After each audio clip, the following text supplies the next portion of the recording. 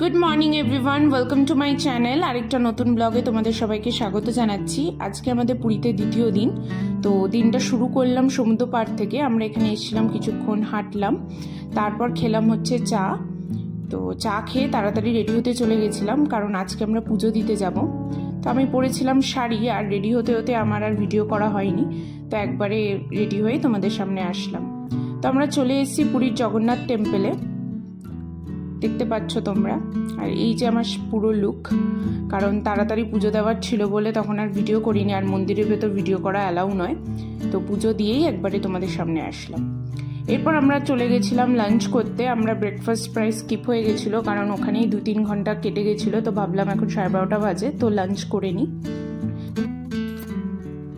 আমরা এসেছিলাম স্বাদে আহ্লাদের রেস্টুরেন্টে। তো এখানে মা আর বাবার জন্য অর্ডার করেছিলাম ফিশ থালি, যেখানে ছিল রাইস, ডাল, একটা মিক্স ভেজ আর ভাজা ছিল, আর ছিল হচ্ছে ফিশ অ্যান্ড চাটনি পাঁপড় আর মিষ্টি ছিল। আর আমাদের জন্য অর্ডার করেছিলাম মাটন কারি আর সিম্পল রাইস, আর ছিল স্যালাড।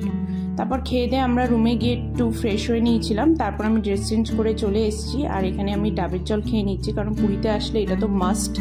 তো আর বিশেষ করে আমার ডাবের শ্বাসটা খেতে তো খুবই ভালো লাগে। তো আজকেই আমরা স্নান করে নিয়েছি, কারণ নেক্সট ডেতে আমরা গেছিলাম সাইট সিন করতে। তো এরপর আর সময় হতো না বলে আজকেই এসেছিলাম।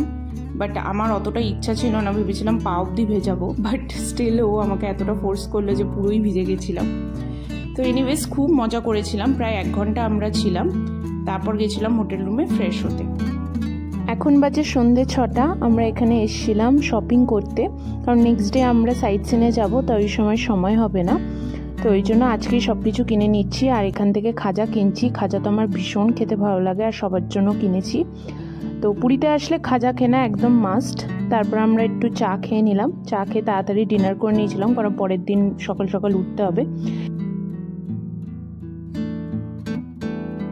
তো এটা ছিল নেক্সট ডেতে আমরা তাড়াতাড়ি ঘুম থেকে উঠে বেরিয়ে পড়েছিলাম। আজকে হচ্ছে ডে 3, আর পুরীতে আমাদের লাস্ট দিন। তো যেহেতু ডে 2 ভিডিওটা অনেক ছোট ছিল, তাই ডে 3টা একসাথে আমি মার্জ করে তোমাদের সাথে শেয়ার করছি। ফার্স্টে গেছিলাম কোনারক টেম্পলে। তো ওখানে গিয়ে কিছু ফটো সেশন করছে, বাবা ফটো তুলে দিচ্ছিল মাকে। তো এরপর আমরা ঢুকলাম টেম্পলের ভেতর। তো এখানে আমি কয়েকটা ফটো তুলে দিতে বলছিলাম, ও ফটো তুলছে না ভিডিও করছে আমি জানি না। তো বললো একটু হেঁটে আসো, আমি কয়েকটা ভিডিও আর ফটো তুলে দিই। তো এনিওয়েজ তুলে দিয়েছিল। তো এখন যাচ্ছি স্যান্ড মিউজিয়ামের দিকে, স্যান্ড আর্ট মিউজিয়াম। এটা খুব সুন্দর ছিল, আর এখানে ঢোকার জন্য এন্ট্রি ফিস লাগে। তো 40 করে each I think entry fees লেগেছিল। তো এখানে দেখো খুব সুন্দর সুন্দর আর্ট, যেটা আমার খুব ভালো লেগেছে। আর এগুলো করতে অনেক ধৈর্য লাগে, আর খুবই সুন্দর ছিল। তোমরা দেখতে পাচ্ছ, তোমাদের সাথে এটা শেয়ার করলাম। তোমরা যদি পুরীতে আসো একবার এখানে ভিজিট করতে পারো। খুব সুন্দর একটা আর্ট গ্যালারি এখানে তৈরি করা হয়েছে। নেক্সট আমরা গেছিলাম ধবলগিরি। তো ধবলগিরিতে ভীষণ গরম ছিল সেই দিন, মানে মনে হচ্ছিল যে 30-40 ডিগ্রি টেম্পারেচার, মানে এত গরম, তাও আবার জানুয়ারি মাসে পুরীতে, সত্যি ভাবা যায় না। ভীষণ গরমে কষ্ট হচ্ছিল। তো এরপর আমরা আর কোথাও যাইনি, যেহেতু আমরা নন্দনকানন অনেকবার গেছি, তাই ওখানে আর যাইনি। এরপর চলে আসলাম আমাদের হোটেলের সামনে যে সি বিচ আছে, সেখানেই বসে আমরা আইসক্রিম খাচ্ছিলাম। আর মনটা ভীষণ খারাপ লাগছিল যে কালকে বাড়ি চলে যেতে হবে, তো কি আর করা যাবে। তো এখানে অনেকটা সময় আমরা স্পেন্ড করেছিলাম। তারপর এখন বাজে সন্ধ্যা 6টা।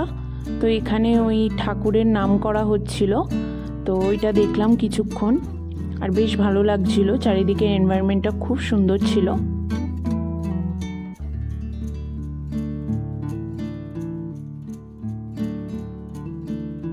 তো আজকে যেহেতু লাস্ট ডে ছিল, তো আজকে আমি রূপায়ণকে বলেছিলাম ঠিক আছে লাস্ট ডেতে আমি উঠে এই সাফারিটা করব। তো তার জন্য উঠে পড়েছিলাম, বাট ভীষণ ভয় করছিল আমার। আর বাট ঠিক আছে, এনজয়ও হচ্ছিল, বাট খুব ভয়ও লাগছিল আমার। তো আমি খালি বলছিলাম বেশিক্ষণ ঘোরাতে হবে না, তাড়াতাড়ি নামিয়ে দাও। তো বেশিক্ষণ করিও নি। তো এখন ডিনার করে নিচ্ছি। ডিনারে নিয়েছিলাম ফ্রাইড রাইস আর চিকেন কষা নিয়েছিলাম, আর রূপায়ণ নিয়েছিল রুটি। তো এটা হচ্ছে নেক্সট ডে, যেদিন আমরা ব্যাক করে যাচ্ছি বাড়ির উদ্দেশ্যে। তো আমরা শতাব্দী করে ফিরেছিলাম। তো সকাল সকাল ট্রেনটা ছেড়ে দিয়েছিল, 5টা 20-তে ট্রেন ছিল আই গেস, আমার টাইমটা ঠিক মনে নেই। তো ট্রেন ছাড়ার সাথে সাথে চা দিয়েছিল, তারপর ব্রেকফাস্ট দিয়ে দিয়েছিল। তো ব্রেকফাস্ট করে নিচ্ছি। তো ট্রেনের খাবারটা ছিল অ্যাভারেজ, মোটামুটি ছিল। তো এই তো যেতে যেতে ব্রেকফাস্ট করে নিচ্ছি, আর মনটা খুব খারাপ লাগছিল। তো এরপর আমাদের লাঞ্চ সার্ভ করে দিয়েছিল। তো লাঞ্চে কী ছিল তোমাদের সাথে শেয়ার করে দিচ্ছি। লাঞ্চে ছিল জিরা রাইস, ডাল ছিল, একটা মিক্স ভেজ ছিল, চিকেন কারি ছিল, আর পরাঠা ছিল, 3টে না 4টে মতো পরাঠা ছিল, দই ছিল। ফুড কোয়ালিটি আবারও বলবো অ্যাভারেজ ছিল, মোটামুটি ছিল।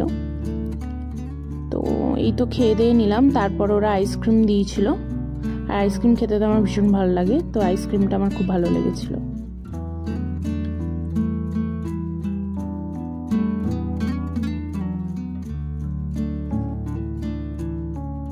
তো এই তো বসে বসে বোর হচ্ছিলাম, তো ভাবলাম নিউজ পেপার দিয়েছে ওটাই একটু দেখি। তো ওটা দেখছিলাম, তখন রূপায়ণ বলছে তুমি বাড়িতে কোনো দিনও নিউজ পেপার দেখো যে এখন বসে বসে দেখছো? আমি বলছি কী করবো, এখন বোর হচ্ছিলাম। তো সেটা নিয়ে আমার সাথে খুব মজা করছিল। তো এনিওয়েজ সময়টা কি করে কাটাবো বুঝতে পারছিলাম না। একটা মুভিও দেখেছিলাম, আর মা আর বাবার সিট অনেকটা দূরে পড়েছিল, তো ওদের সাথেও মাঝে মাঝে গিয়ে দেখা করে আসছিলাম। তো এই ব্লগটা যদি তোমাদের ভালো লেগে থাকে, do like, comment, share and subscribe my channel. তো পুরীর ভিডিওগুলো কেমন লাগলো নিশ্চয়ই কমেন্টে আমায় জানিও। যদি আগের ভিডিওটা না দেখে থাকো তাহলে গিয়ে দেখতে পারো। তো সবাই ভালো থেকো, আবার একটা নতুন ব্লগে তোমাদের সাথে দেখা হবে। টাটা।